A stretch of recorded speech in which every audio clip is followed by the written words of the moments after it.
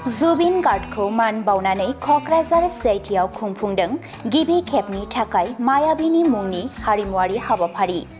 मैया थामहिनबा 9 अक्ट'बर खालि CIT क'क्राझारनि गुबुन गुबुन हारिमुआरि क्लाबफोरनि बानजायनायाव आसामनि मुंदांखा जुबिन गार्गनि मुङै मायावीनि हाबाफारिखौ खुंफुंदोंमोन।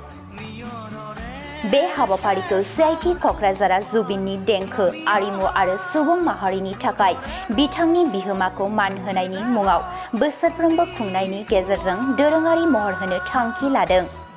बेखेवनाय हाबाफारियाव फरायसाफोर, प्रफेसारफोर आरो मावफारियाफोरनि गोसो गुदुं बाहागो लानायखौ नुनो मोन्दों, जाय मोनसे जिउगोनां आरो गोसोआरि महरै गोसो बोनो हानाय फोरबोनि महर मोनदों।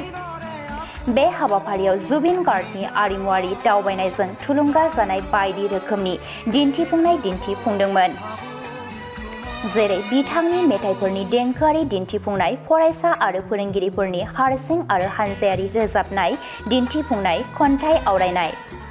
बे हाबाफारियावनो असमिया आरिमु आरो हारिमुनि सायाव बिथा खालामनानै खन्थाइ आवरायनायजों लोगोसे बिथांनि मावबोनाय नेरसोनफोरनि मोनसे सुंद' जथाइ दिन्थिफुंनायबो जादोंमोन।